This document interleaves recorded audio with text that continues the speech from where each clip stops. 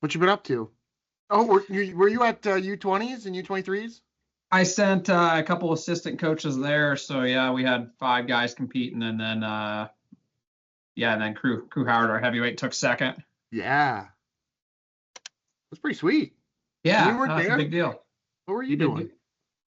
No, well, we have Andrew took one of my other assistants. I have an assistant that I don't want to say he's volunteer, but he's on a small stipend. So if I can reward him with going to some fun stuff, and he wanted to go, so I kind of ended up being odd man out. So Is that okay though? Like, give yourself a break.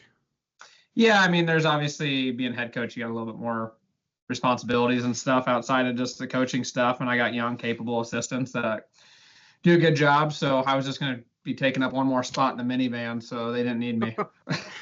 You guys took a minivan out there? Well, from the airport at least. So Oh, we okay. wanted to maximize the number of athletes we could take. So you throw 2 coaches and 5 guys in a minivan for that hour drive from Cleveland to Geneva. And I didn't need to be taking an athlete spot. So I just let those guys go out. Yeah. How cool was it that, Crew had a weekend like he did? Yeah, I got third last year. So it kind of gave him a little bit of a taste of like, hey, maybe I can, maybe I can actually go contend and make a world team. So last year was just kind of going to that event and seeing if he could Yeah. place. Then this year he kind of had the mindset of like, I want to go make a world team.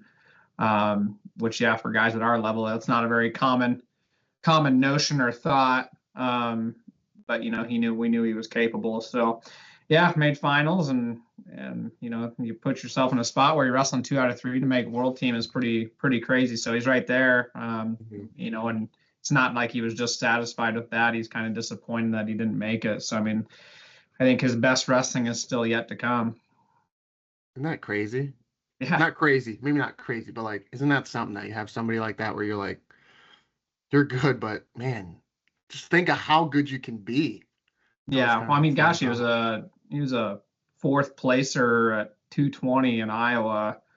So I mean, it wasn't like I wasn't ever going to project that he was going to be a runner-up U23 freestyler. So I mean, he's really just kind of.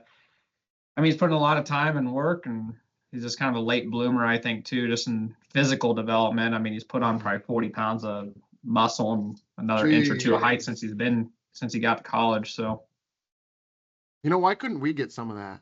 I know, right? I've been the same weight for like 20 years. God. Yeah, I mean, I tell people I'm 5'6", and sometimes I'm like, am I really 5'6", or am I like 5'5.5"? I don't know, They but can stretch it. It rounds up. yeah. Um, are you guys? So, do you guys do a lot of like freestyle wrestling then in the off season, like now?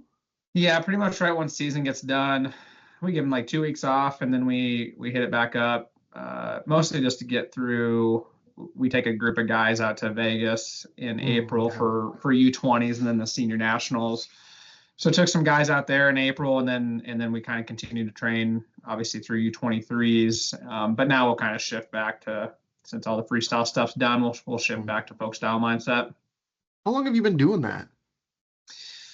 Oh, I mean, we've been taking guys. It's been a big priority for me. Obviously, Mhm. there's a fundraising aspect to it. It's expensive to take guys to those places. So, but it's been important for me. I think it's just fun too for these guys just to have something that's maybe not as much pressure I mean, you still want them to go scrap and compete at a high level, but obviously Mhm. the pressure's not there as much as maybe the folk style season is. So it's fun for these guys to go do that. It's a priority for us. I mean, ever since I took over the program, we've been competing at those 2 events. Jeez, yeah. How do you get the fundraising? Kearney is not a massive um, city by any stretch, but I mean, you guys garner a lot of support, which has Yeah. been awesome. Even at the high school level, me being new to Nebraska, high school wrestling scene, like the high school is very invested in wrestling too. Yeah. I mean, it's unique. It's a wrestling community. And I know wrestling, maybe not from the outside looking in, probably when you look across the country, it's not really known as a wrestling state, but this community is really unique. And yeah, we're probably the big driving force of that. And some of that fundraising comes from running events. So, I mean, we have our camp coming up. And all of our events that we run, they've just like they've just really taken off. I mean, they're really, Mhm. really large events. I mean, nothing we do is small. Our camp next week has over 900 kids signed up. Um, we run a youth tournament in April called Midwest Classic Nationals. It has usually about 1,300 kids. We run another kids tournament a month before that has about 800 kids. We run a big high school dual tournament and club tournament that, I think next year we'll have about 700 high school kids at that. Oh my So I mean, God. and then our college open has been one of the biggest college opens in the country for about the last 5 years with about over 800 wrestlers. So I mean, all those events we kind of got it down to a science. We have a really nice facility for it. And obviously they generate revenue, but also it gives back to the community and provides opportunities. So I think with that, high school and youth, I mean, we've been running some of these events before me. Mark Bauer, who's our athletic director and was the head coach before me, he's the one that started a lot of these. And so, I mean, some of these have been going on for over 20 years. And so, I mean, there's just a ton of opportunity to compete in Kearney, where a lot of these kids never really have to leave. They're kind of spoiled with all this stuff. I mean, we have Parker Keckeisen and we have a Lower Olympic champ coming to our camp next week. So, I mean, I think these Kearney kids almost, I don't want to say they take it for granted, but I think they just think it's normal that there's Hmm. this kind of stuff going on all the time, and that the high school coaching staff and the kids, Matt Cat Kids Club, all have multiple college All-Americans from our program that have stuck in Kearney. So I think these kids just think that's normal. And I'm like, this is a unique wrestling community. This is not normal. Yeah, that makes me think, about yourself and growing up. You know, you're from Missouri Valley. I mean, what's the size of that town? You know? Like 2,500, 3,000. Yeah. I mean, where did you go for wrestling, competitive wrestling like this? Like you're saying, I mean, they don't, it's just commonplace for them. They live in Kearney and this is what Sure. you guys do. But where did you go? I was still relatively spoiled just because I was so close to the Omaha Metro. Hmm. I'm just 20, 30 minutes outside of there. But ironically, there was a even smaller town, Underwood, Iowa, Hmm. and they were running it was probably only two mats in there, and his name was Keith Massey, and he's Yeah. back in Iowa still. But he was running a club at the time called Golden Eagles and had been running that for a decade or two at that time, and had some real studs go through there. I mean, he's produced a lot of D1 All-Americans and World Team members, guys like the Paulsons and Brandon Mason and guys like that had gone through that club. So that was just 20 minutes away from me. So that was just kind of like the club scene has really taken off now, especially in Iowa when you're talking big game and Seabolt and those ones. This was kind of like the premiere at that time was the Golden Eagles out of Underwood. They were producing a lot of those Fargo All-Americans and guys that were going on and winning state titles. At that time, he was also the Lewis Central head coach, and I think they'd set a record for, I don't know if it was points necessarily, I'm sure it was, but also they had like 7 state champs in one year. But I think Waverly Shell Rock might have beat that a few years ago. But I mean, he was just a great coach, and it was about the partners too. I mean, they just had the best guys in the whole area. So I was able to go there. My parents would travel with me around a lot to go compete. They just gave me every opportunity they could that I wanted. They let me really kind of take the reins of it, and so I was able to say I want to go here, here, here, and go compete, and they supported that. They ran a Ace Hardware store in downtown Missouri Valley for probably over 30 years before they retired a few years ago. So, I mean, had a little bit of flexibility, kind of a Hmm. little bit of Hmm. flexibility to be able to travel around with me and take me wherever I wanted, and obviously had the love and the financial support to allow me to do that. And I just had such a passion for it that they just really let me take off with it. I forgot about the Golden Eagle wrestling, which makes me sound silly, but because I was thinking there was no best wrestler, there was no MWC, Nebraska boys, like um, Nebraska Wrestling Academy, like all these clubs that are present now in the Omaha area. I was like, gosh, where did you train? But So guys yeah. like that, even so, that have taken off from there. I mean, Zach Dominguez, who runs MWC, who they've had a ton of success over the last couple decades. He was the assistant coach there under Keith Massey. And then Georgi Ivanov, who runs the Best Wrestler, he had moved to the US from Bulgaria at that time. He's a year younger than me. So I was training with Georgi as well. So I got to train with Georgi Ivanov, and I was training with Zach Dominguez's little brother, Isai, who is my age. He was a Fargo champ. So like I was kind of really spoiled with some really, really good guys. And then at that time, Zach decided to split off. That had been going into my senior year of high school. Zach split off, started doing his own thing. It wasn't called MWC. It wasn't necessarily called anything yet. But he was just running it out of the University of Nebraska Omaha wrestling room. And there was like 5 or 6 of us that maybe followed him over there. I love Keith, still do to this day. So it was no hard feelings. I really only followed Zach primarily. Also a great coach, but Isai was my main training partner. So was able to follow him. And, it was like 5 or 6 of us that kind of started that thing out of wrestling, out of UNO wrestling room. And sometimes the college guys would come in and scrap with us too. So, I mean, it was just a really good training environment for us. So you're one of the original OG MWC kind of. I guess so. Yeah, there really wasn't a name to it. I think we just, I think parents would just hand Dominguez maybe $100 and say, "Hey, does that cover him for the summer?" And it was just a few of us training, and they were all those guys were really good. I think there was 5 or 6 of us. Andrew Long would have been one of those guys too, and he would come up from Creston, and all of us had a lot of success. I mean, it was a really tough room, even though there was only about 6 to 8 of us. Jeez. Yeah. Yeah, those are some That's cool. That's cool. Yeah. So I mean, yeah, even being small town, still had, and there was other guys around the Omaha Metro too that I would link up with every now and then. That was kind of the nice thing too, is there was no, since it wasn't like maybe the established club model it is now, where they're running 4 or 5 times a week, and like it's kind of, that is your brand. You are a MWC wrestler, you are a Seabolt wrestler.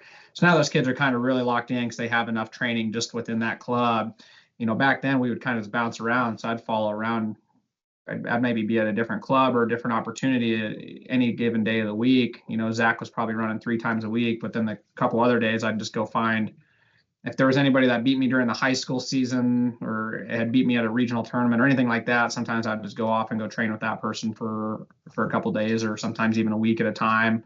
I remember going up to Eagle Grove a couple of times to go train with Mark Kist because he'd beat me in a couple of tournaments. And so I was kind of crazy then. I was just like, if they can beat me, I want to go train with them because it's going to make me better. So it was just always kind of trying to seek out opportunity to get myself beat. That's an interesting mindset that you would go train with the person that beat you. I feel like normally it would be like, I'm going to go train to beat that person, not go train with that person. But hey, that's cool. Props to you for doing that. No, I think it's the quickest way to learn. And I don't know if it was just like a stubbornness, or I'm sure it was a competitive aspect to it. Just like, I want to go figure that guy out. But I also just knew like that was just going to be the fastest track for me to grow in my wrestling, because my bubble was starting to get bigger as I was getting better. I needed to go, a little bit further to go find guys that could go beat up on me. And so I kind of still have that same model as a coach now. I'm constantly trying to schedule ourselves where I know we can get beat, because I think that's, again, just the quickest way to learn. So that's why we usually see our duel record being so poor is, I'm going and finding a Nebraska and Little Rock and UNI. I'm constantly finding those duels because I know it's going to be, it might not seem like it in the moment that it's worthwhile.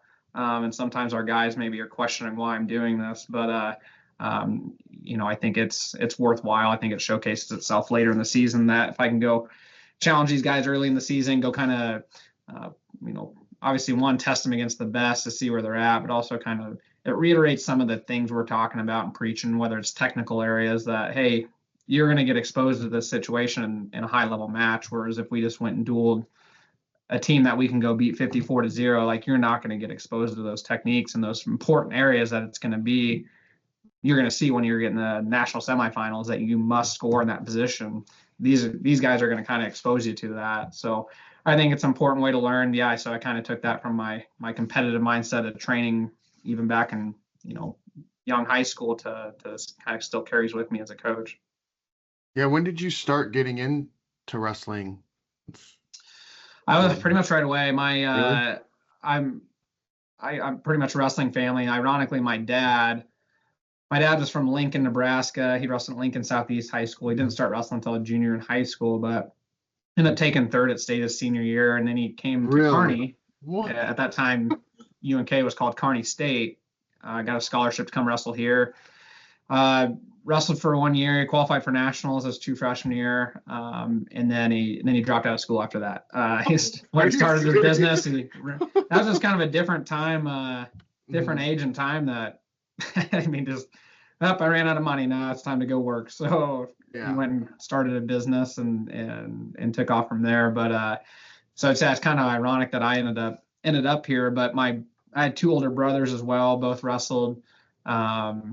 So I kind of followed them around all through little kids and watching those guys compete. My middle brother ended up competing at college at Southwest Minnesota State, a Division II school, and had a decent career there. And then he's been the head high school coach at my hometown now. He took over right after I'd graduated. But he's been the high school coach ever since. So for 15, 20 years. So I started wrestling. I was following them around at tournaments since I was born. And then I think about 4, they started throwing me I wanted to start practicing, and I think they took me to maybe a couple of meets. But so 4 or 5, I was competing in maybe 2 tournaments and practicing here and there. And then, yeah, I mean, by second and third grade, I kind of hit the ground running and, was at the AAU state tournament every year and doing well there. And by 6th and 7th grade, was starting to travel a little bit more and compete at some more national events and USA postseason, preseason, stuff like that. And then it had probably been 8th grade before I started isolating to doing it year round and started freestyling. So so immediately when I started hearing your story, I was like, oh man, I wonder how come you didn't get burnt out. But it seems like you had a progression. You started out doing some little kids tournaments a couple of times, then you went to AAU a little bit, and then you started to branch out. Like it's like you slowly grew into a year-round wrestler. You know what I mean? Mm-hmm. Yeah, I mean, it's funny you say that because now I have the perspective of being a coach, so I get to see the result of what 18 years of development and parenting and the outcome of what that looks like. Now that I catch these guys from 19 to 23 years old, my path more times than not would end up in burnout, would end up in guys not going and doing this at the college level, or probably continuing to have success, because you just don't see those stories very often. You see a lot of those guys, and I always think that the Iowa AAU youth tournament's always the best gauge of looking at that. You can go look at all those old brackets and the placings, and you're like, yeah, dang, that guy was a stud. He was a 2 or 3 time AAU state champion. He didn't even place in high school, or maybe he did okay in high school. He never even went to college. So and I just think that's the youth sports in America in general. I think a lot of times parents mistake physical maturity as quality, like especially in wrestling where it's actually a physical sport and it's mano a mano. I think sometimes kids just physically develop earlier, and then a parent will mistake that as my kid's a good wrestler. Nah, he's just strong for his age and he's just physically matured a little bit sooner than others. And so the parents kind of step in and they start branching out and pushing that kid a little bit harder than he should. And they start taking him to bigger tournaments, and he's still having success. But once that physical maturity starts to catch up, then they start to get frustrated. Like, why am I getting worse? Like, what happened? I think probably for me, a benefit I had was I was just never physically ahead of the game. So I was always the runt. I was always in the smallest weight classes. So I just never was ahead of the game physically. So it was always like a fun chess match for me in training. I was trying to catch up with the skill and with the technique and things like that. I think that kind of dangled a carrot in front of me that kept guiding me along. But I was super competitive, and I just had a really internal drive of wanting to be successful in the sport. So I think that my parents let me take the reins. They never pushed me. They never forced me. Probably almost to the opposite. If I started ever taking it too serious at a young age, sometimes they pull the reins back on me and say, "We're not taking you to a tournament this weekend. We're gonna go watch a Creighton basketball game or something like that," just to step away from it because they thought maybe I was getting too serious. And I think something else that probably helped me is I wasn't good at other sports. So I was a good wrestler. I wasn't a good athlete. So I wasn't, by the time seventh and eighth grade rolled around, like when I expanded into doing freestyle and Greco and doing this year round, it was because I wasn't really having success. And I was doing all the other sports at some point up to then, like soccer and baseball and all that. And I was okay. And also with being small, getting into high school, I wasn't going to be a football player. So, I mean, I was kind of starting to see that. And so then I just started to isolate to it, but I loved it. You couldn't get me off the mat. How did they get you off the mat? Because like as a parent, like you're saying, if you're seeing like, God, okay, they're 14, they're taking this pretty seriously, you know. Um, let's try to, pull him back a little bit, so he doesn't get burnt out. I mean, did they have to do that to you? I mean, it sounds like they did. Yeah, and youth wrestling for sure. If I was because I was kind of a poor sport. So I mean, when you're talking third, fourth, fifth, sixth Yeah. grade, I mean, if I lost, Yep. I wasn't losing a ton. I still think I probably had a little bit of a natural knack for the sport because I was having success pretty early. I was placing top four at the AU state tournament ever since third grade and on. So it wasn't because like I was I was training so hard. Like I was just another young dumb kid that was putting in the time like other kids. So I wasn't doing anything extra by any means at that time. So I was having a little bit of natural success in the sport. But I wasn't losing a ton, but when I would lose, I wasn't taking it very well, and I would throw a fit and stuff like that. So they would punish me by not taking me to the next, maybe a tournament the next week or something like that. But by the time I got into high school, yeah, I was so it was a laser focus for me. It was like all I really cared about and talked about, and um, so I mean, yeah, they probably could have seen maybe I was taking a little bit too serious, but also, I mean, nothing was being compromised. I was still able to go. I was putting in hours working at their hardware store. I was getting good grades. I wasn't getting into trouble by at all. So I mean, I was a good kid. So and then I was being merited with success, and winning state and things like that. So I mean, they saw it was probably going to be a good future for me. So I mean, they kind of just let me do my own thing, and obviously by 16 sophomore in high school. So I mean, I was able to go drive myself to those practices in Underwood or Omaha and things like that. So I mean, I just wanted to do it, and it wasn't something I was like, I was never not looking forward to a practice or thinking this was burning me out. I was never giving them that indication. I was always just so much love and passion for it. It was all positive things that were coming from uh, my obsession with wrestling. So I mean, there was nothing, I guess, on their end that felt like it was anything concerning. Yeah. Did you also travel in season to these other practices? Like were you practicing like almost twice a day, essentially? Um, Not too much. Once I got into high school season, I mean, things would taper off a little bit. Gosh, in even anymore, I don't even know how the kids would have the time because I mean they're competing 3 times a week anymore in high school. It seems like a duel on Tuesday, a duel on Thursday, and a tournament on Saturday. So not during season as much. Maybe here and there over break, or maybe if we had a weekend or a week that wasn't too crazy, like I maybe go meet up with a kid to go do a practice or something. But it wasn't very often. Honestly, I'd find myself where I'd maybe do a workout in the morning sometimes, and then obviously practice in the afternoon. Even sometimes, honestly, a lot of times, probably 2, 3, 4 times a week, which is probably too much hindsight. But I'd come home after practice, I'd eat dinner, and then I'd drive over to Blair, Nebraska, which is about 15 miles, just to go to the YMCA to go get some cardio in. Um, I just always felt like I needed to be doing something. Hmm.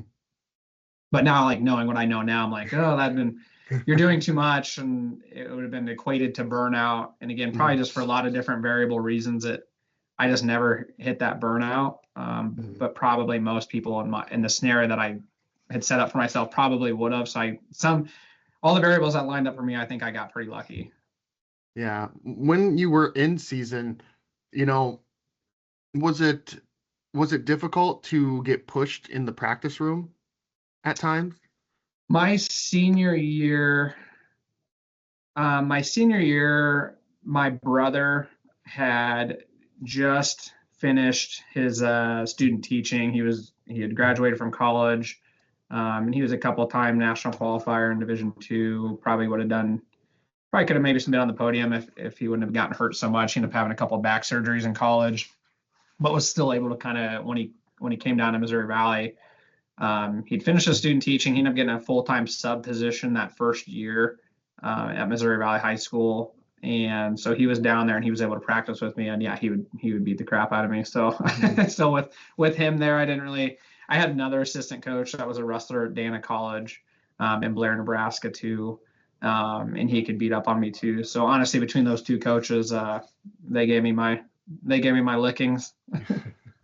Yeah, did you ever, I mean, different time, which is funny to say, but Missouri Valley, not really a wrestling powerhouse per se, and you have the Omaha metro area right there. I mean, did it ever cross your mind to, you know, move on to, I mean, Lewis Central, Scott was obviously up and coming and big at that time. Like, did any of that cross your mind? No, for sure. Especially probably because my senior year, I got lucky because of those two coaches. My sophomore, junior year, I probably wasn't getting as pushed as much in the room. So, I mean, that was kind of frustrating to me. I was kind of on a high horse probably after winning state my sophomore year. And so, I mean, that thought had crossed my mind. Even some places extreme like Eagle Grove, another 1A school, but like I was Mark Kist, who was a 3-time state champ, Rich Kiley, I'd beaten in the finals my sophomore year. Both those guys were my age. So like I could have went up there and trained with those guys because I was doing it in the summer a lot. So I mean, even somewhere like there, yeah, like you said, some of the Omaha Metro or Lewis Central, I had thought about those things, but and I would say those periodically to my parents, like I want to go to one of those schools where I can have good partners consistently every day, and they were never going to move me, and they were never going to go send me off anywhere. So it was kind of a moot conversation, but I wanted that. And in hindsight, maybe if I would have done something like that, maybe that would have burned me out. If I was in a room where I was getting challenged at too high a level consistently, maybe that would have been the tip of the iceberg that just burned me out, and I didn't make it through that. So sometimes you think I was thinking I needed to be in that environment to be able to get recruited heavier or to develop more, and everything worked out for me. That was a great town for me and to grow up in. My parents were embedded in that community, so I mean, hindsight, I'm proud to be from there. I'm glad I didn't go anywhere, even though I didn't really have the option. My parents weren't going to send me anywhere, but that was the best place for me, and I think everything worked out. So especially easy for me to say on the back end, like I'm glad nothing changed because I feel like everything's worked out perfectly. Yeah. When did you guys move there? Oh man, I was before I was born. My parents Really? lived in. They're both from Lincoln. They owned when he left college and they got married. They ended up. They owned a hardware store in Hickman, Nebraska, a small town just south of Lincoln, for a couple years before moving to Missouri Valley and opening that store. I think it was in like 1986, and I was born in '88. So I mean, they were there. They're still there, but they ran that hardware store from essentially 1986 to, gosh, when did they sell that? Maybe 5, 6, 7 years. Wow. A hardware store. Why a hardware store? I'm kind of curious. It's kind of random. My dad's dad was I don't even know if you'd want to call him an entrepreneur necessarily, but he'd owned a few businesses. He had which kind of was the pre-Dollar General, was Ben Franklin stores. I don't know if you remember those at all. Yeah, they're called Ben Franklin stores, essentially kind of like a Dollar General. And so he'd owned like a few of those, and he'd always just kind of owned businesses. So my dad kind of had that mindset of wanting to do that and own a business. And I think the store in Hickman might have started off as somewhat of a general store, but then I think he franchised with Ace. And then somehow, I don't know if is that what caught his eye about Missouri Valley, that building for sale or what it was, but decided to start his business there, and I guess the rest is history. So I guess so. Did you ever, was it ever an option for you to be like, I'm gonna move back and I'm gonna take over the store? Like now this is gonna be a family business, if you will. My oldest brother had kind of gone down that venture, wanting to do that. small town. I mean, it's obviously, it comes with its challenges, with obviously just employment, comes with its challenges of, I don't know, just the retail space has gone a different route in the last 10, 20 years. I mean, some people would rather probably go save a 20 cents on a hammer and go buy it at Walmart instead of their local hardware store. So, I mean, a little bit of that, maybe business wasn't as great, in the last 10 years as it probably was in the 90s, just because of those reasons. So, but my brother, oldest brother, after he graduated college at Iowa State, had his business degree and kind of wanted to come back and do that. And I think my parents talked him out of it, that it's probably not worthwhile and it'd be better just to go maybe find a job in the metro. And so, no, not for me. It was never really consideration. I've always just kind of wanted to, same with my wife. She's from a small town wrestling community in Iowa, similar to Missouri Valley. Well, not wrestling community wise, similar size to Missouri Valley. They were a wrestling community, Belle Plaine, Iowa. And we just never really had any desire to go live in small town. I think Kearney is probably even the smallest town we'd probably ever want to live in. Yeah. When did you have your sights set on like collegiate wrestling? I went on all of my brother's visits. So Really? my middle brother, oh gosh, he's probably, I think he was 5 grades older than me. I think I was in 8th grade when he was a senior. Maybe I was in 7th grade. And so he was getting recruited mildly. He was a couple-time placer in Iowa. Not any fancy results by any means, but was getting recruited by a chunk of NAI and Division II schools. So I joined, my parents and him on all those visits. And so kind of got me a taste of like what wrestling after high school would look like. And I started taking wrestling even more serious. And that's probably about the time I started doing freestyle and Greco. So I was having natural success again with it, or was doing well. So I was projecting already probably to do better in high school than him. So it kind of made sense that was going to be an opportunity that I was probably going to have. But obviously, once you get to high school and then the success starts happening, then you already, by the time I was a freshman, I kind of knew for sure I was going to end up wrestling in college someday. And then so it was just a matter of just continuing to get better and keep exposing myself at national level tournaments to, attract as many colleges as I could.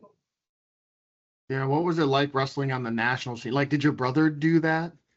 Because that's Not like really. a whole other ball game, Yeah, he wasn't really doing a ton in high school. Wasn't doing a ton of off-season stuff. He wasn't as passionate about it maybe as I was. He would do maybe folk style USA preseason or postseason here and there, but nothing consistently. So it was mostly just his high school season stuff. Yeah, we went to Tulsa once, and like it almost like we were in over our heads in a sense, like we just, me and a buddy went down there, and it was like it's like a whole nother ball game, Right. For sure. I'm curious, you were saying that you were starting to have success. What were your expectations as a freshman? You qualified but didn't reach the podium. I mean, was that obviously the goal was probably better than that, maybe? So I mean, it was probably maybe in 8th grade. I was going to Tulsa. I was going to USA preseason, postseason stuff. So I mean, I was having probably by 7th, 8th grade, I started having success at those tournaments. I was placing. Wasn't placing in the top 3 by any means, but I was usually just barely hopping on the podium, 5th through 8th. So I was placing at those national tournaments. So I knew I was probably going to have a successful high school career. My freshman year, I weighed 90 pounds. So that was my yep. That was kind of, we didn't really know what to expect. We knew it was going to be a tall task for me to have success, but we were hoping I could, maybe have enough skill to maybe hop on the podium.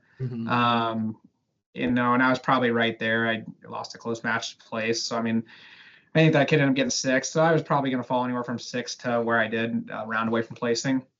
That's just where I was going to be at that freshman year, being 90 pounds. Because like it would have been like 2 weeks later, 3 weeks later, then I went and wrestled at, the USA folk style nationals and I won it, but it was at 94 pounds. So, right, it was like I was a national champ, but I couldn't even place in my state tournament. So it was just a sizing issue. But we knew that next year I was gonna still probably likely be a 103 pounder, 103 at the time, and actually be cutting weight and grow into it. So I finally had a spurt that after my freshman year to where I could actually be a normal high school wrestler. I was wondering, what the progression was like with you weight wise, because 25 as a senior, I didn't know what your thought process was like going into your senior year, trying to prove that you can wrestle, because 25, obviously the lowest college weight, that you could prove that you can wrestle at a college weight, with as small as you were growing up. Yeah. And I probably could even have gone into my senior year. I don't know. I could have probably stayed up. I wrestled most of the season at 35 and 30. Oh, wow. And I didn't cut down until I think maybe January. And I don't know, hindsight, I guess I don't know why. I was going to ask why. I just probably felt like maybe it's just probably just a wrestling mindset that like, oh, you got to be as lean as you can. And it wasn't like I've always just been lean. I've always been kind of a toothpick. So I was lean at 30 and 35. I don't know why. I could make it. I certified there, and sometimes you're young and dumb. You're like, well, I certified there, so I got to go 25. So, but I was just kind of bounced around, just always trying to challenge myself to wherever the best competition was for that tournament or duel. So sometimes I wouldn't decide. And luck, that was the good thing about Missouri Valley not being good at wrestling. It was like my coach would just kind of let me decide. I'd go to a tournament and decide that morning what weight I was going to go. So like if I needed to bump up to 35 or 30 or whatever it was, and then January I cut down. I think you probably still have a little bit of the mindset. It's the Iowa State tournament. You need to go to the weight class where you're big and strong. But like I think between the next couple months after season, I'd wrestled a lot of the guys that won state at 30 and 35 in a lot of those classes and beat a lot of them. So like I probably would have been fine just staying at 30 or 35, but decided to go down to 25 for whatever reason. I don't know if it was I don't think it was necessarily to prove anything to any college coaches. It was, I don't know. I just kind of felt like that was probably where I could be the biggest and strongest, even though again, I probably didn't necessarily need to go down to that weight. Yeah. Because I knew I wasn't going to be a 25 pounder in college. I had taken some college visits, but I was like 5'9" at least already at that point, 5'9", 5'10". So like I knew I wasn't going to be a college 25 pounder. But I knew I'd probably be a 33 or 41. Yeah. Did losing your as a junior, did that like reignite, or like what I feel like that could have been a pivotal time in your wrestling career, after you win it as a sophomore, now you're like, all right, I'm going to be a 3-timer. Like that's just automatically kind of your thought process. But then to come up short and get third, I mean, did that like reset you in a sense? Yeah, no, that was a big moment in my wrestling career. I mean, because I was putting in a ton of time.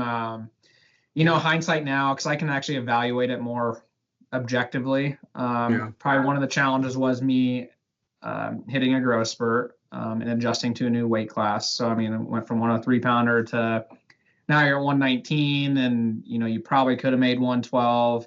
But you're at 119, so the leverage advantage that you had is no longer there. So adjusting there as far as strength and stuff. And I mean, it's frustrating when you look back and the fact that I know I was the best guy at that weight. I got upset, blew a match that I was winning 4-0 halfway through the match and lose, I think 6-5 or something like that. So, I mean, it's something that haunts you. I think it's also hindsight. I'm glad it happened to me and it needed to happen to me. I think I was probably getting to a point where maybe I was overconfident. It was also, looking at factors of obviously the sizing, adjusting to the weight. Obviously, I could have maybe been stronger for the weight class, and I wasn't. I was also just a pinner, so I think I faded late in that match, and it was just frustrating. It's like I did so much. I took care of my body. I was doing a ton of cardio, but like I also during the entire season, I'm wrestling small class kids. So, I mean, I just wasn't always wrestling the best competition. So I got, pinning kids pretty early. So I wasn't used to wrestling a long, full match. So I think that kind of maybe rocked me a little bit, getting challenged for a full 6 minutes. I hadn't really had that all year. So just a variation of things. But yeah, I mean, that at that time, it's like, this is the worst thing that's ever happened in my life. And Right. like, I can never go on. So, I mean, I took it pretty seriously, or it was tough on me. But it kind of elevated my training and stuff. I remember distinctly, and it's something I was like a big turning point for me. But like, man, I don't want to sound like a crazy person, but like I took that third place medal and like I hung it from the rafters in my bedroom, Mm-hmm. and just at the perfect height that when I woke up out of bed every morning to go between my bed and my light switch, it would hit me in the forehead. And it's like, it's funny because like over time I would start to figure that out where it was located, and like I started like divert around it just naturally. And so then, but it was like on the rafters, so I was able to like slide it, just like slide it over to adjust to any sort of natural adjustment that I made. But I just wanted like a fresh reminder each day as I was going up to go train or whatever it was I was doing that morning. Like, hey, do something today that's gonna make yourself better. And so, I mean, I've always used those big losses or anything like that as a turning point for positive in my training or whatever it might be. So it kind of sounds like it was probably sick and over a little bit too much at the time, but I'm sure my parents thought I was a crazy person. But I was just so competitive. Like I wanted to be the best I could. So that was just my fresh daily reminder of, hey, do something today that's going to make you better. Yeah, they probably walked into your room and went, "Hey, Dalton, why why is your medal hanging from your rafter? Yeah, What's going you're on a psycho. here?" How did you land at Iowa State in the first place? Kale started talking to me. So yeah, Okay, this has been the time done. That's all you had Kale to was say. there. So I had done a few visits before my. It's crazy now because everything's flipping again. But like at that time, people signing early wasn't as common. Meaning just Hmm. even the fall of their senior year, a lot of kids weren't signing back then. So like I was still going to take visits in the spring after my senior year. Like that, not anymore in the last decade. That's uncommon. Like if you wait till spring of your senior year, you're probably not going to get recruited. Hmm. And then so besides so I took a few visits in that fall. It's funny now though, because like now it's kind of almost changing again because like the transfer portal, and now a lot of these, at least at the Division I level, those coaches aren't even waiting to recruit. They're waiting to recruit until after Division I nationals because they know there's about to be a bunch of national qualifiers and all Hmm. Americans in the portal. So it's kind of crazy, but that wasn't a thing back in my day. So I took a few visits, mostly Division II schools, a few Division Is in the fall. Kale had started talking to me. He was calling me periodically, and then sending me letters. Yeah, we were doing letters still back then because I had some success. I'd placed at Fargo Hmm. and freestyle multiple times, so I was starting to catch the attention of some coaches. But anyways, after my senior year, won state, and then went on a visit in gosh, not even until April, I don't think. So I went on a visit in April. Gosh, this is so uncommon now. Like if these kids don't have a decision made up in April, they're gonna feel like they're homeless. Hmm. So went on a visit in April, and then he came and did a home visit with me like that following week, and I committed on the spot. On the spot, Yeah, I mean, I had no intention of. huh? I really liked my visit. I thought that was probably going Yeah. to be a really good option for me. My brother didn't wrestle in college, my oldest one, but he'd gone to Iowa State, so we were familiar with the university Hmm. and the costs and all that stuff. Probably the only challenge for me was it was the smallest scholarship offer I'd received. So I mean, the financial aspect of it was probably tough on my mind. And so when he came and did a home visit, and again, I didn't really have an intention of committing that day.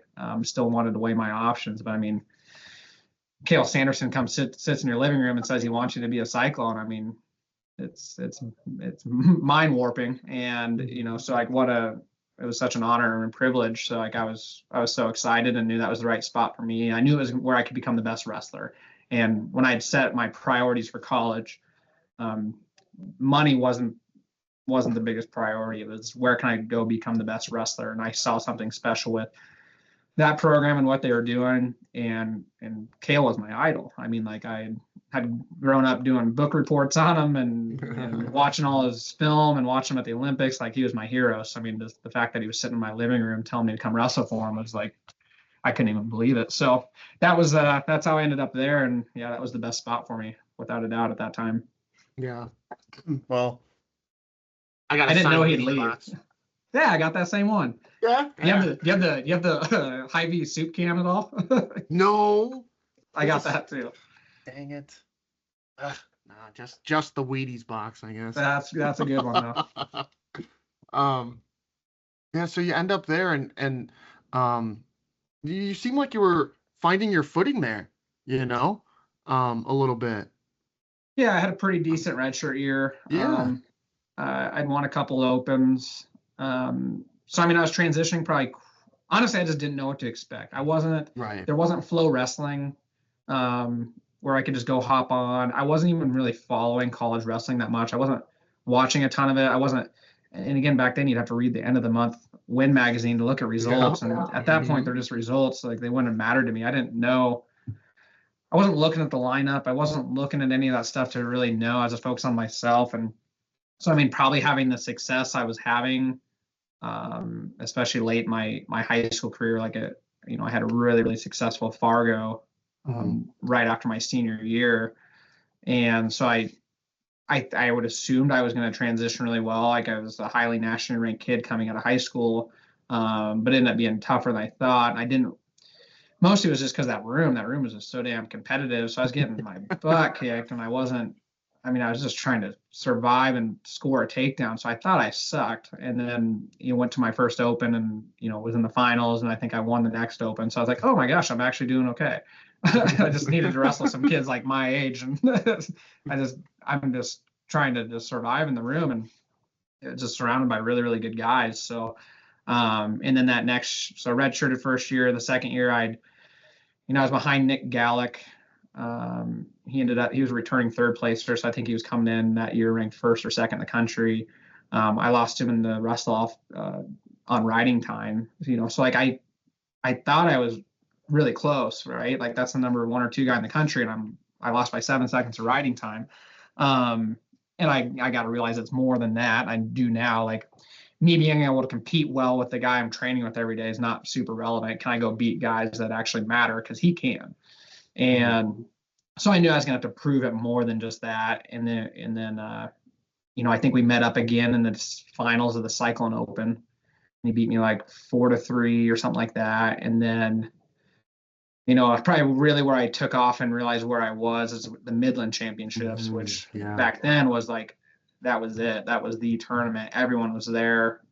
So like I was just a redshirt freshman, second year college kid, had no idea where I was at as far as like varsity caliber D1 kids. And I ended up making the semis of that tournament. Yeah. And so that was kind of a shock, I guess. It was a shock for me, and I'm sure it was a shock for, I don't think our coaches probably anticipated that. And then, hindsight now, I ended up getting sixth. I did the semi slide, which like after the fact realized the guys I wrestled, the guy I lost in the semis ended up getting fourth at NCAAs. I dropped back to the Conci semis. I wrestled Gallic, who ended up finishing third at NCAAs. And then for fifth, I ended up wrestling the Old Dominion kid, who ended up actually as the national runner up. So like I wrestled the guys that got second, third, and fourth 3 times in a row. And it was competitive for the most part with them. I was beating the national finalists for a little bit. And so, I mean, I placed at the Midland. So like I kind of realized I was probably, hey, I think I could have a successful college career. I just have to buy my time with Nick Gallick, who still even had another year after that year. And, so going into that next year, kind of just anticipate I'm going to be the backup again. Obviously, I would take a lot for me to prove that I'm a better option than Nick. So, and I couldn't really manipulate any other way either. 33 was the same age kid who was a senior at the time, returning All-American, and then 49 was Mitch Mueller, who had gotten in the round of 12 a couple times, and I couldn't even compete with him. He was a stud. Just never really put it together for the national championship. So I was just kind of stuck where I was, but I was like, it's another year of development. I wasn't frustrated by it by any means. But then Nick ended up getting hurt, badly injured his hip, ended up having to have hip surgery, ended up being a career ender for him. So, I got the call essentially to be the guy, And so also the only thing that probably would have transitioned to me ever leaving there, if I was like frustrated at all and that I'm not going to be the guy next year, was because we went through the coaching change. So it was after my second year is when Kale had decided to leave. So I mean, that was never anything we had anticipated or saw or could think was ever going to come about. So, and then just transferring wasn't a thing back then. So one, I wasn't even thinking of it. Two, I was dating my now wife at the time. So like, I loved it there. I was happy there. I was just kind of really bummed that Kale was leaving. But you know, stuck around. Yeah. Nick ended up getting hurt. So I ended up getting the call up. Had a decent year. I mean, I was just inexperienced. I needed more time in that caliber lineup. And, you know, again, hindsight looking back, because like I probably had a 6-week stretch there between January and February where I didn't want to match. And so I was like super down in the dumps. It was affecting me probably even performing to what I was capable of because like I just couldn't scrap myself through to win. Now looking back at it, like I was just wrestling better guys than me. And I just, my non-conference schedule would be like, all right, this week we're going up to Dual Cornell, and I wrestled Kyle Dake. So like, I just wasn't really getting a break. And so, but when you're in the moment, like you don't see that. But now looking back, I'm like, I was just a young sophomore, and those guys were better than you. Like, so I was just wrestling All Americans week in and week out. So I was kind of a long stretch of tough road, but like I had some good glimpses, like national duels. I lost to Reese Humphrey, who was ranked number 2 in the country, like 6-5. I had beaten the I think Reese was ranked number 1 at the time. I don't think Dake was yet. I had pinned the number 2 or 3 ranked kid in the country at national duels. And then a couple weeks later, I pinned the number 9 ranked kid at a home duel from Illinois. So like some rankings I was popping in and out of the top 10, and then by the time I hit that stretch, kind of had dropped back down. So I was having some decent success. I ended up qualifying for nationals. I went 1 and 2. So I was probably just a 20 to 30 guy, and with maybe more time could have started climbing up. But just kind of at that time just realized it wasn't the right fit for me anymore. I just didn't really adjust to the coaching change the best. So honestly, at that time, my plan was to quit. Just didn't really. I lost the passion for it, and again, just didn't really feel like it was the right fit. Didn't feel like I adjusted very well to that coaching staff, and I was going to quit. I wasn't going to transfer because I was dating my now wife, and I liked Iowa State. I liked it there. I just didn't really. I lost the feel for wrestling, and so I was just going to quit and go to school. And she's like, you need to keep competing. You need to go find a place. And I'd called. There was no transfer portal back then. Transferring was very, very restrictive because probably the place that would have made the most sense for me would have been UNI, because I would have been able to stay fairly local. I think at that time Schwab had just taken over the program, and I would have been their best option as far as that my weight class. Like I would have fit in well for their needs, but I couldn't transfer anywhere in state, in conference, or on our schedule. So I mean, by the time you look at that, like I don't even know what the closest Division I could even have gone to. But again, it wasn't even my priority. I never even really thought about it. I didn't even think I was going to transfer. So, but I ended up, my wife saying that you need to look at some options. I think you need to keep wrestling. And so I only called one person. That was Mark Bauer here at UNK, because I enjoyed my recruiting visit here. I liked what they were doing. I liked where the program was. I liked their focus on you as a person and developing you in all aspects of your life. So I called him. I said, and he had told me when he recruited me, he said, hey, if anything, I totally understand. Kale came sat in your living room. Like, I get it. But he goes, if anything ever happens, give me a call. And this door's always open. So I gave him a call and went out on a visit a couple weeks after that. And I was like, yeah, this is the right place for me. So that's how I ended up here at UNK.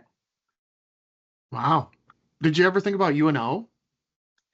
So they probably recruited me the heaviest out of high school. Mm-hmm. It was close by, good school. Yeah. Offered me the most money. It's like a lot would have made sense for me to go to UNO. Ironically, the second time around on recruiting, they did talk to me. So I mean, like, obviously, no transfer portal, but people hear things. So there was a couple people that gave me a call. I think Wartburg, Grandview, and in UNO had given me a call about transferring. Well, so I still had 2 years left eligibility. So that was my junior year. I mean, I ended up finishing second in the country here. I lost to a UNO guy in the finals, so they didn't Yeah. need me. So Yeah. So gosh, yeah, that's an interesting story. I was wondering how that all ended with you transferring because you said you liked the school. It was still somewhat local. You had your wife there, well, girlfriend, now wife, like you had all these things going for you. Was it difficult to finally like to transfer, like to actually say, okay, yep, this is what I'm gonna do? I mean, it seemed like it took some convincing, a lot of yeah, convincing. because I didn't figure this out until it was probably July. Because Wow. Okay. I had worked, I had done camp. I could just tell Iowa State I didn't like where the direction of the program was heading. It just didn't feel like the right fit for me anymore. It wasn't Mhm. why I had gone there. And again, kind of all those reasons it kind of helped me. That's why I lost that passion, kind of for the sport. So I mean, yeah, I mean the idea of leaving, especially I was young and dumb and puppy love and like I can't leave. This will ruin us. Like I'm so. And again, I liked the school and everything. Like there was nothing I didn't want to leave, and so I certainly didn't want to leave who I knew and probably was going to be my wife.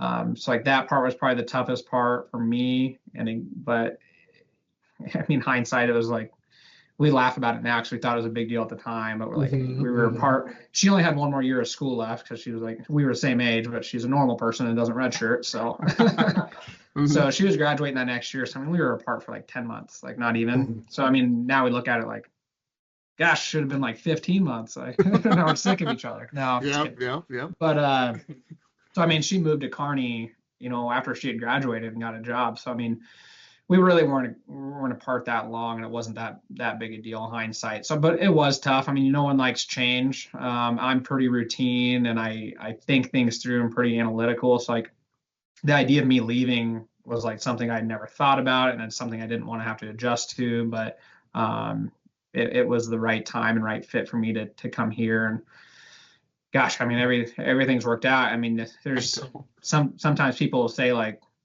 what if Kale would have never left? Well, yeah, probably if Kale never left, I would have never left.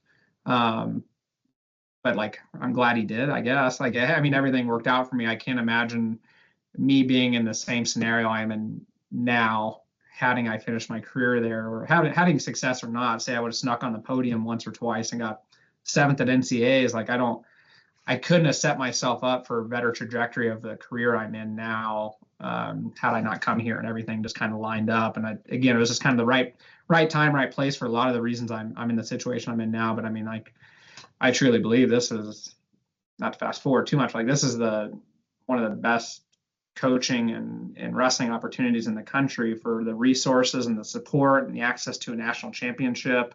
Um, I just think this place is perfect and the right fit for me. Yeah, what's it mean to have an athletic director? Like, it's pretty rare to have an AD who, basically you're his successor, who's invested in the sport, who's from the sport. I mean, I'm trying to even imagine or think about other ADs that I know across the country, and I'm like, none of them really come to mind that are wrestling ingrained, you know? Sure. No, I mean that's huge. I mean, there's an aspect of, he was a three-time national championship coach. So I mean, he's got it figured out, and he kind of helped really establish this program. So like when I took over, it wasn't broken by any means. So we had a little bit of the blueprints for success, but also the sport's adapting and changing and evolving. So needed to put my mark on it. But like he has no ego involved, and that was something that he had said to me is make this your own, and he truly meant that. Like stamp your legacy, your character, your personality in this program. And yeah, he knew he had success with it, but again, with the how the sport's always evolving and changing, like I needed to keep up with the times, and it was my time, and so he's still a mentor for me, and he's there and supportive of the program. And again, like I think if Forbes magazine was to put out like the Mhm. the best universities with wrestling, and they look at variables of, yeah, things like your administrative support, community support, and access to national championships and the scholarships and your budget and things like that.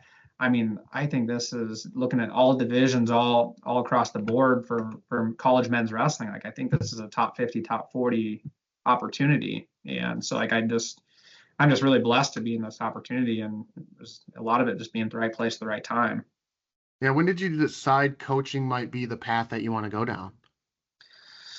Honestly, right before I left, I didn't obviously staying at Iowa State, there probably wouldn't have been unless I went and won a couple national titles, there wasn't gonna be really an opportunity for me to jump on a staff like at Iowa State or anything like that. Mm-hmm.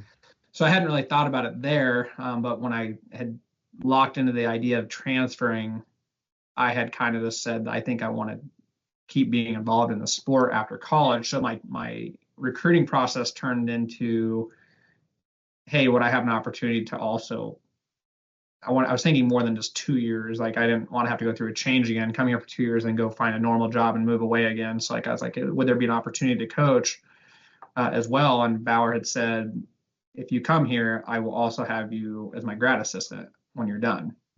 So now it turned in from a 2-year to a 4-year commitment, which was a little more settling for me, knowing like, hey, I'm not just doing something temporarily and have to go up. My wife's going to move here at that point for a year, and then we have to go leave again. So the idea of being here for at least 4 years was really settling for me, and something I knew I wanted to get down that path. So, and it just kind of turned into, again, all the right timing, right place. But after my senior year, to go on to be that grad assistant, our head assistant coach had quit and took the head high school job and a teaching job there.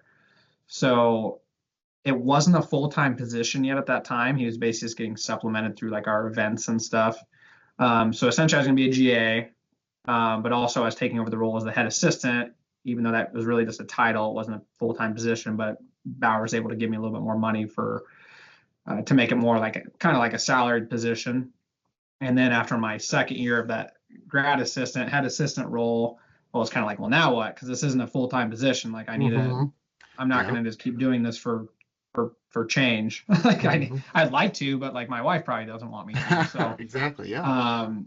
And at that time, like, our athletic director liked what I was doing and liked the value I added to the program, so he made it a permanent position. So he fully funded that as head assistant role into being a fully salaried position. So that was relieving, got to stay. And then, I was only in that for another 2 years before Bauer decided to start his doctorate, and then ultimately ended up becoming our athletic director. So I took over the program in 2016 after being assistant coach for 4 years. Wow. Yeah. Did you feel, was it kind of a shock that Bauer left?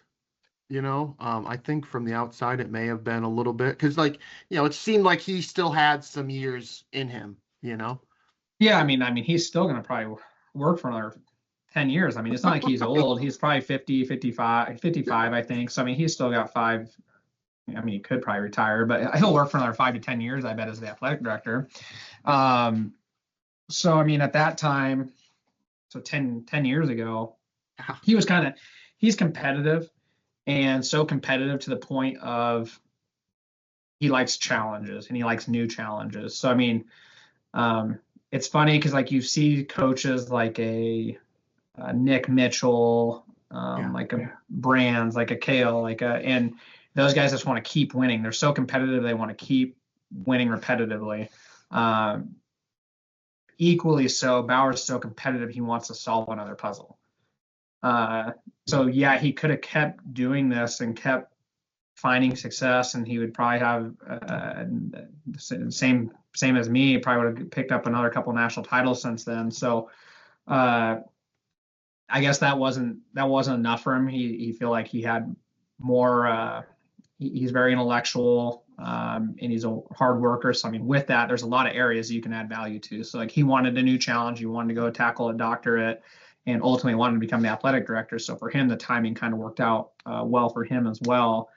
So that, in that aspect, he had always told me that he wanted to help me become ready to take over this program, and that eventually he was going to be ready for a new challenge. He just didn't know what that was going to be or when it was going to be. And it kind of probably happened sooner than we thought or anticipated it was gonna happen. So all this kind of worked out, and Yeah. Yeah. Now you've been the coach for 9 years. Has it Yeah, eight this will years? be I'm going on my 10th. Jeez. I know, I'm Does old. it, I know, does it feel like that? No, not really. I mean, sometimes when you kind of reflect back on, you try remembering like those first teams and you try like who was all on that team, like who was our all Americans in 2013. Like it's hard to remember some of the, you just kind of reprogram and get ready for the next year. And so yeah, when you start to reflect back and trying to remember teams and you realize you can't, you're like, oh, I've been doing this. Maybe I have been doing this for a while and I'm getting memory loss. Who would that would that have been Destin McCauley? Yeah, so he came in 2013 or 2014. 2014, I think he came in, or maybe the fall of 2013. Okay. And some of that connection was we had a 157 pounder at the time, Chase White, that was an All-American as a freshman he had worked out with him and was kind of loose friends with him from back in the day. But also I kind of had a connection with him too because he used to come down to Golden Eagles. Uh, Really? so I mean, I was a fresh coach there at the time, but I was maybe 25. He was, he transferred. He was probably 20, so I'm probably like 5 years older than him. But he used to be a little runt that was his dad was driving him down from Sioux City all the way down to Underwood, Iowa, a couple of times a week, and he was coming to working out at Golden Eagles. So I was familiar with him and his family, so it kind of helped with the connection of getting him here. Yeah. I just didn't, was that first class that you coached? Or not quite? So I think he came in that second year. I was an assistant Okay. coach. The first year I was an assistant, we won it again because we won it my senior year, and then we won it assistant coach, which was we won it back to back years, but it was almost a completely different team other than Rafian Stotts, who had won it both those years as a junior senior. Other than that, pretty much all of our All Americans from 2013, from 2012, I think we're all different. Wow. Yeah. That would be a fun ride, especially since you were on both teams, you know? So you got to Yeah, it was experience kind of both. unique. I mean, it was you get kind of spoiled pretty quick. Obviously we was able to finish my career with in the best possible way, winning an individual and team title, and then you hop on coaching staff and then you win it again and you're like, this is normal. This is just what we do, Yeah. and then the next 2 years we get second and second. And I was like, what is happening? Like, and you realize like this is hard. Like it's actually, it's a lot harder on the coaching aspect because there's just so many different variables and you don't really have control over it. Whereas as an athlete, like everything I do and compete, when I go walking on the mat, like I have control over. So like you kind of lose that a little bit as a coach. So that was kind of like the toughest transition. But also, yeah, we were kind of just spoiled with really good teams, really good recruits that we were able to win it back to back years. And then it took us 8-9 years to get it back. So How do you, as a coach, how do you handle the roller coaster that is this, the super regional tournament and the national tournament of watching a guy put in all this time and effort and come up short, but you have to keep it together essentially and coach this next guy hard too, because he's chasing something. Like, I just feel like that roller coaster. I'm just curious how you stay on the tracks, man. no, for sure. I mean, that's tough because you know, your your feelings ride on all your qualifiers, right? You want what they Hmm. want. They all want to be national champs. So like, you see them lose and you're crushed and you kind of have to be, and maybe after doing it for so long, you get a little bit more numb each year, I guess. And I don't Yeah. want to say that in a negative way as if like I don't feel for the guys because I Hmm. really do, but you just realize professionally, me carrying that negative energy over the next mat isn't going to be beneficial at all. So maybe I was probably a little bit more emotional in my younger years of coaching. I'm still young, but in my earlier years of coaching, whereas now I'm kind of you just when you know something's going to happen, it makes it a little bit easier, right? Not that I know a kid's going to lose, but I just Hmm. know we're going to the national tournament. Guys are going to lose, Right. so things are going to happen. Sometimes they're going to lose to someone they shouldn't have, like that. I've seen it enough times. It happens every national tournament. So like when you know that and have seen it enough times, you're a little less. Yeah, a little less emotional to it. And again, just professionally knowing it's not going to be worth my value carrying that negative energy with me to the next guy. I'm able to kind of control it. My wife jokes that I'm already pretty emotionalist. She talks about my one feeling. She's like, so I think I'm able to actually keep it pretty well reined in. Whereas that's probably more of a personality. I'm a little bit of an introvert, probably naturally. So it's a little bit easier for me than it might be for some. Yeah, is that how you sort of got Andrew Sorensen on staff? Is he's kind of the yin to your yang, if you will? That's exactly right. So I mean, and obviously we were friends and we'd always talk about coaching together. So I mean Did you room with that him at Iowa State? yes, I mean that Okay. whole saga with Iowa State. I mean we were in that together. I mean we went on that recruiting visit together. We roomed together at the hotel room there, and then Kale went and did both our home visits the same day. So he drove to Missouri Valley and then he drove up to Woden, Iowa, which that's not that was a long day for him. Yeah, yeah. Hindsight, we probably thought it was normal. Like, yeah, he's doing both. He's seeing both of us today. I'm like, that's like a 10 hour commitment.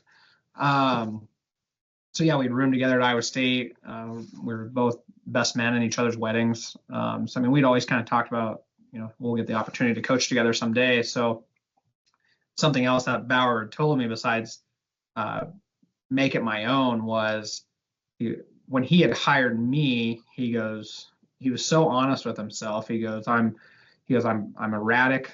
I'm irrational. Like I run with ideas without thinking them through. Sometimes I'm very emotional. He goes, you're more reserved. You're more business minded. You're more analytical. He goes, that balance is what I need.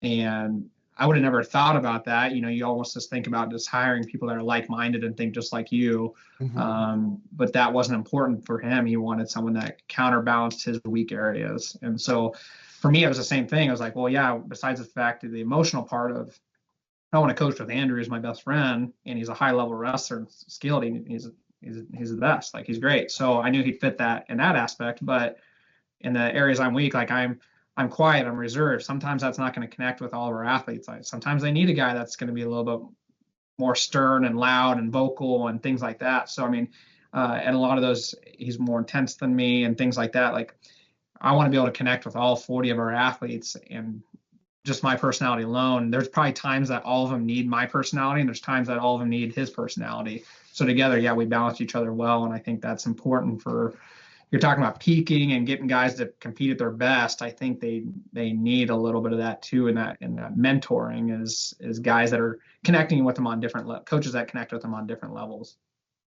Yeah, how do you figure out? I mean, every year, like you said earlier, the two times you won the national tournament, you were a part of it. The next year, it was like a totally different group of guys. I mean, I feel like every year you're pulling different strings. You're like a conductor, if you will. And each year you're pulling different strings at different times. Or do you have sort of a baseline of like, this is how things are going to go?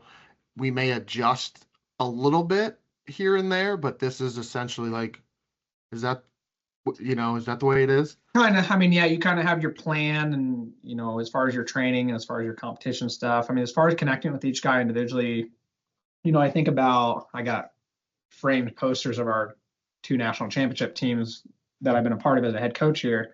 And both teams are just like completely different. That first national championship that I'd won as a head coach in 2022 with like a guys like Matt Malcolm as seniors, like a lot of those guys were COVID seniors. Yeah. So they were 6-year guys. I almost thought of them and treated them almost in a way of like as if they were, because we had, I think 4 of those national qualifiers, if not 5 of them, were in that boat. And altogether, I think we had 7 guys on the team that were COVID seniors.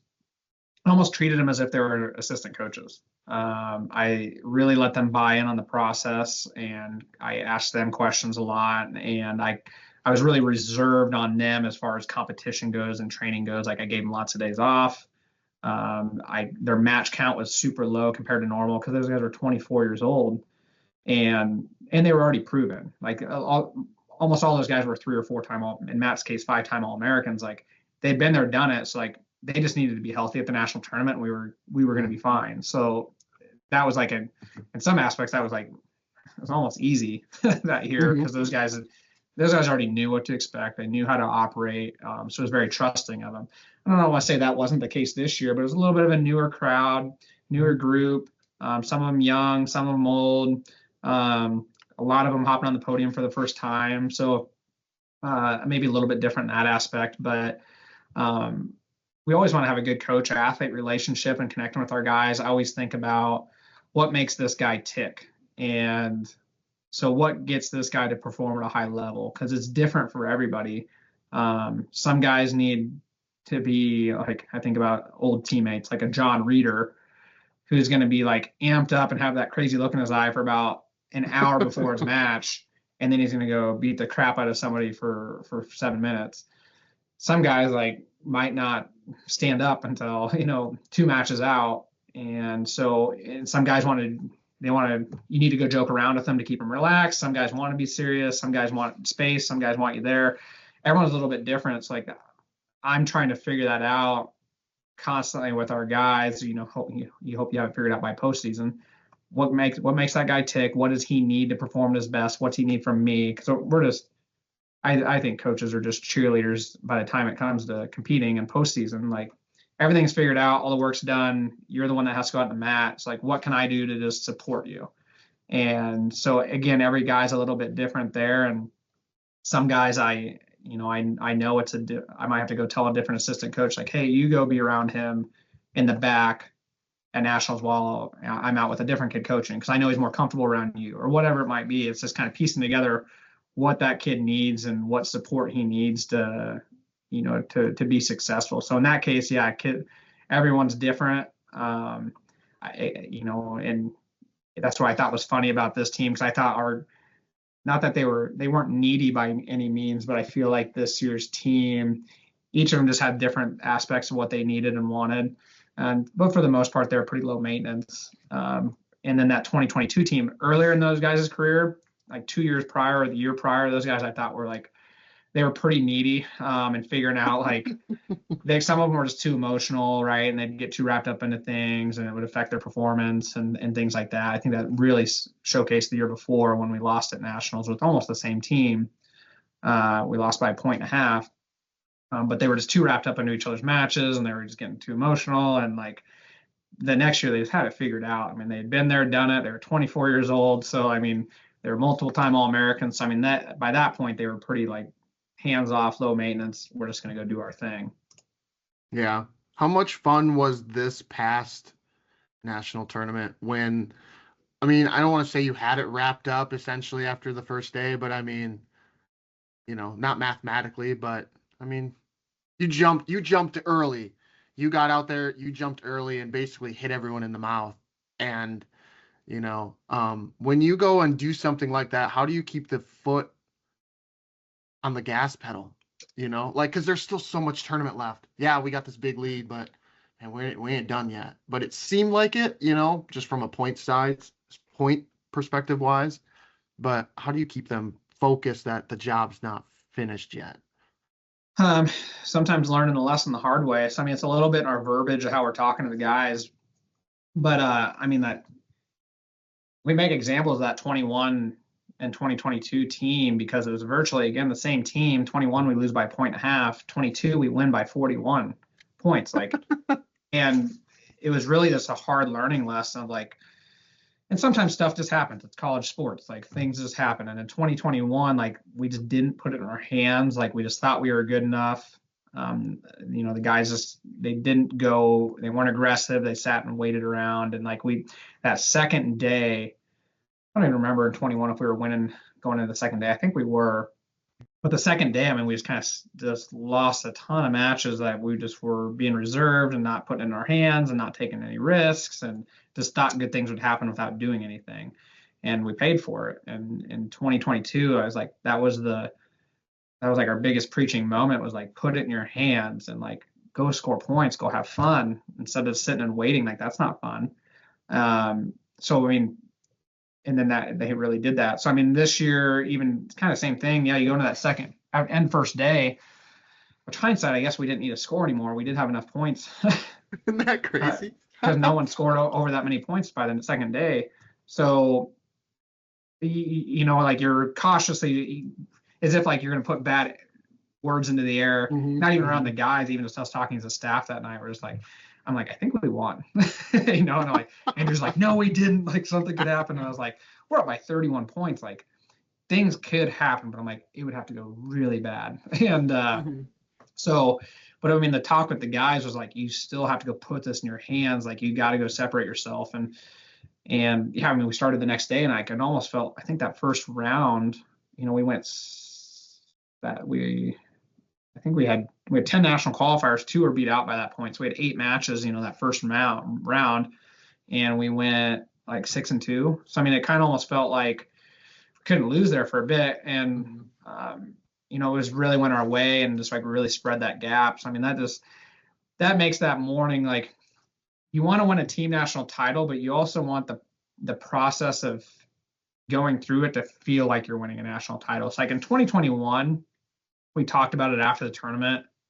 We were winning going into the final match of the tournament, the heavyweight for St. Cloud. And we were winning by 2 points or whatever it was. And that St. Cloud kid won. And then they jumped us. So like we were sitting there watching a national tournament, watching that match, hoping he loses. So we're national champs. And I'm like, would that even, it would have been like, it would have been cool. Like we would have been Yes. national Yep. champs, but like that wouldn't have been fun. Like that'd have been like the least like enjoyable sports moment in history is like we watched a kid lose and then we got to celebrate. Like that's crappy. So like Mhm. that was again kind of the big thing is like that wouldn't have been a fun way to win. We want to win by putting it in our hands and scoring points, having fun, and winning matches. And like so I get even just past just winning mathematically, we want to win, emotionally, and we want to win for our crowd. We want to win for our support. We want to win internally and have that fun that day and actually enjoy. I kind of use the mantra of like, or not like you talk about, hey, let's go win a national title, and then like we're gonna go party and celebrate. Like Mhm. us out on the mat that's the party. Like when we're competing, that's the parties. Like we want to have fun doing that and showcasing that. So I mean, like that was the most enjoyable thing really about both those years, which kind of is weird because like I thought particularly this year, I thought the top 3 teams were going to be within 10 to 15 points. I thought it was going to be a crazy tight team race, and we ended up winning by 52. I just would have never saw that coming. So it sounds bad, but almost both years it was almost anticlimactic. Mhm. You kind of expect to be in that scenario where, and you kind of want it. We talk about it like as a sports moment.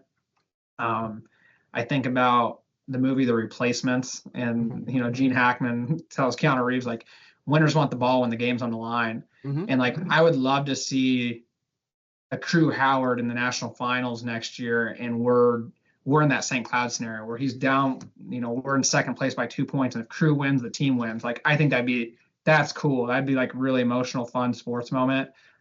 Whereas again, not to be ungrateful, but it was like just weird. The last 2 championships we won, that was like almost anticlimactic, and you kind of missed that part of it. I think so. I talked to Matt Malcolm, and he said the same thing about that championship team. He's like, we just like blew everyone out of the water, and like that was fun, but yeah, he kind of, I don't want to say wish because obviously, like you're saying, they won. That's great, but there was a little piece that was like, man, it would have been nice if it would have been cooler, I guess, if it was a little closer and it was like, you know, back and forth, but Yeah, obviously every still sports great. movie has that, but then if you go in by a lot, then you don't get that. Yeah, yeah. Before I let you go, I wanted to ask real quick about Nick James because that's how this connection even happened here. Sure. Um, when I talked to him, like from his perspective, I got his a little bit, but from your perspective, I mean, did you have an inclination that he was wanting to come back and wrestle? Like, how did that even start to process in your brain? Like, maybe this could be a thing. Yeah. Um, I hadn't really considered him at all until I was very respectful to. I knew he wanted to be done, and when someone gets in that mindset, you're not going to probably change them. It has to be their idea.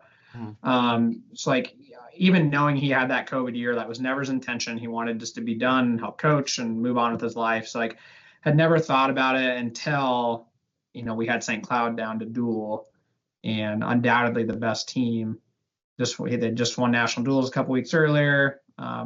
Undoubtedly the favorite to win nationals just with what they have.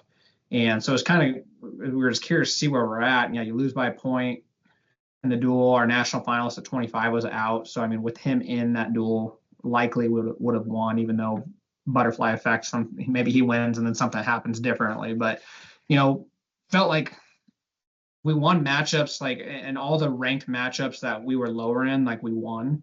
So even though they won the duel, we actually rose our stock tremendously. And I was like, I think we just lost that duel. And I was like, I think we're probably going to be ranked number 1 in the country in the next polls because just the right guys won. So I was like, they probably feel like they lost that duel because they're going to drop a bunch of guys in the rankings. Not that the rankings mean anything, but they're a little bit of reflective of what showcasing what we're going to see in March. And so I was like, this team, we are good. Like and I think we're right there. And, at 49, we have a young guy he's just been struggling through the year. He was dealing with injuries. He's young. But I think he's going to be really, really good for us. His time, it was just showing that his time wasn't yet. I think it's going to be this year and the next couple of years. But so, you're sitting there thinking about that's really our only place where I think we're missing out on some opportunity. And so, yeah, you sit there and think through things. I'm like, Nick James, Nick's got that year left at this point, a semester left. And we haven't started school. We do like a J term. So we didn't start school until like the last week of January. So I was like, and that St. Cloud duel was at the end of that week. So I'm like, I could still get him in classes next week.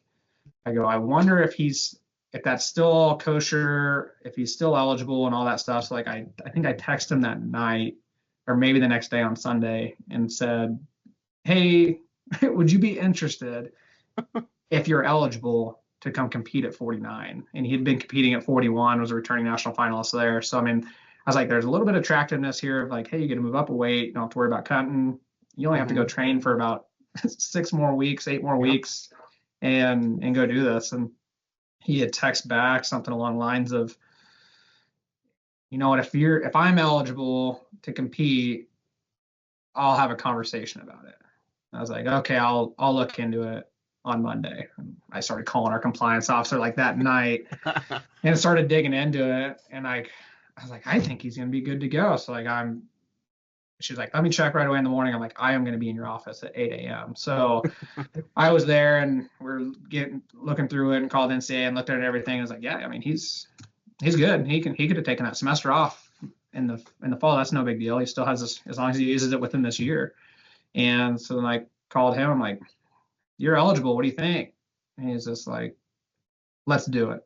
And so I think he had been stern on it all night too. And I think and talking to him afterwards too, I think he maybe already had called, or maybe he did after the fact once he committed to it, but called guys like Matt Malcolm and some of the guys that are part of that 2022 championship team that were older. And they're like, and they were all just kind of reassured him of like, hell yeah, like, why wouldn't you do that? Like, I would love for another opportunity to do something like that. Because I think Nick right away was kind of like maybe a little self-doubt of like, well, I'm out of shape. This is a new weight class. Like, this is a short amount of time.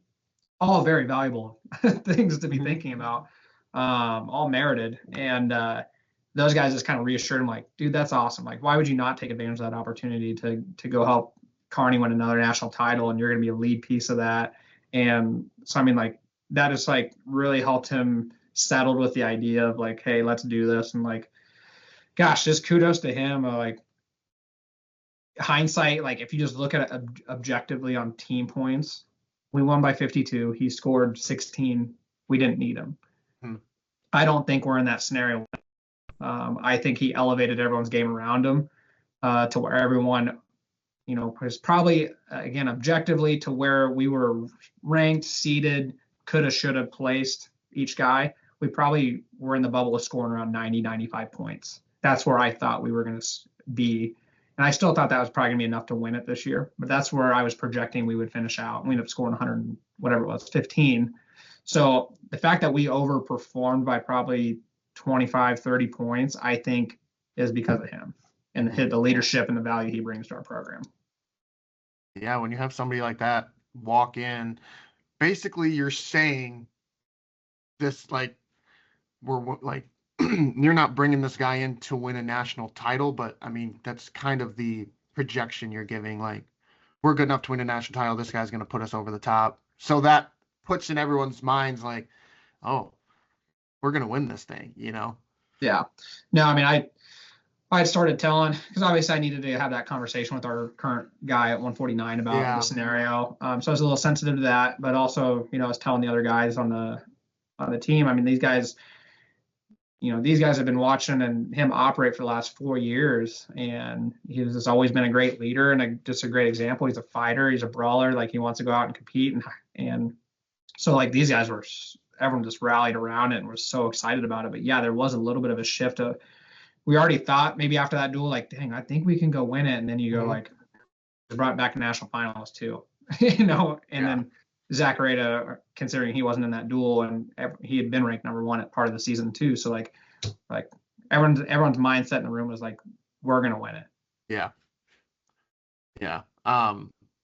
Lastly here, you invest a lot into the sport, your time and effort and energy, but I like to ask people what they do to sort of take a break from the sport, kind of reset themselves, because that's important too, I mean, if you're not 100%, you know, then it just kind of trickle down effect. So like, how do you keep yourself fresh, motivated, um, you know, willing to come in every day and give it your all when that can be taxing at times, especially like during the season and stuff? No, for sure. I mean, I do like to travel. My wife and I have been overseas a few times. We like to vacation and travel as much as we can. This I don't really have a lot of hobbies. So like this is gonna sound bad, like my work is my hobby, but I do get the fine balance of, and I just think college athletics requires this too. Obviously fundraising at a high level. Ours a big chunk of that fundraising. We do have donors, we do have support that way too, but a big chunk of it is coming from us running these large events. So I have my undergrad in business, my master's in business. Like that's kind of my dad owned a business. Like I'm kind of programmed that way and I enjoy that aspect of it. So like growing these events and making them more efficient, making them more profitable.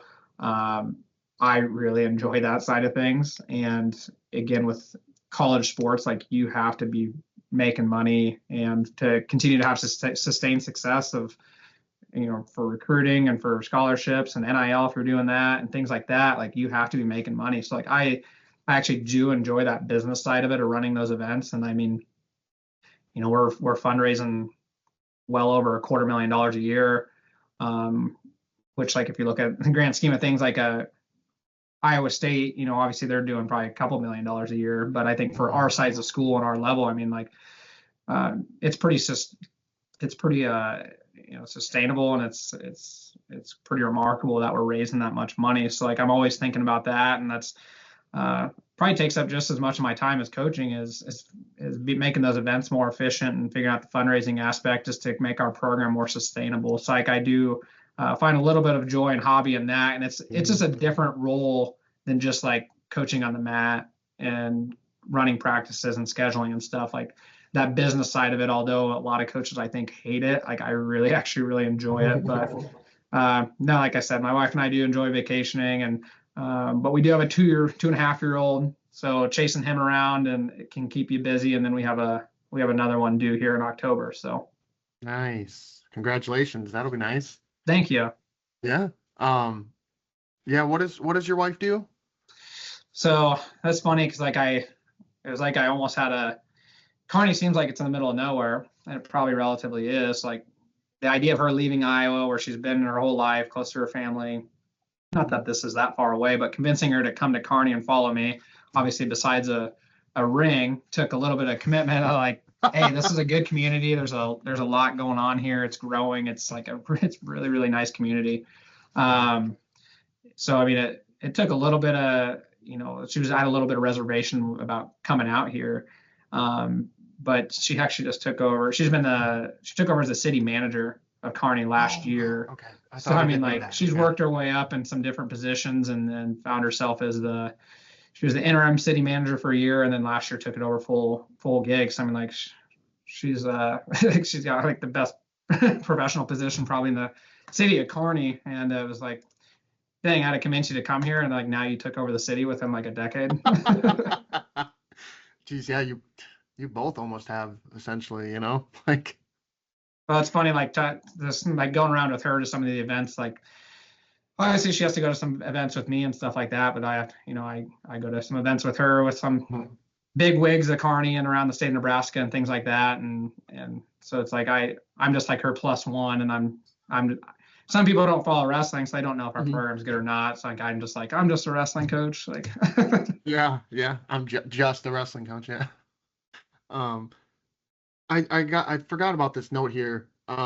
But your junior year, I noticed you pinned Jay Shearer in 17 mhm. seconds in the national Yeah. semifinals. I just want to know how that went down. I Like 17 seconds. I'm just like, that's just. right. I had picked up when I was at Iowa State.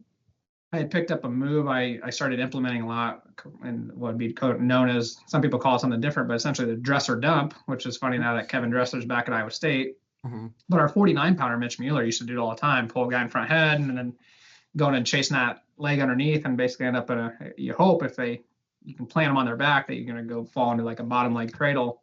Mhm. And I started doing it a lot because yeah, our 49 pounder was doing it a lot, and he had short little arms. I'm like, this is move makes way more sense for someone like me. So like I started doing it, and had gotten pretty good at it. And so I kind of, that kid was long and lanky, so I kind of planned on like I'm gonna snap him down right away and let him kind of posture up and go get it. And just the way he landed was perfect, and was able to capture that bottom leg cradle. And yeah,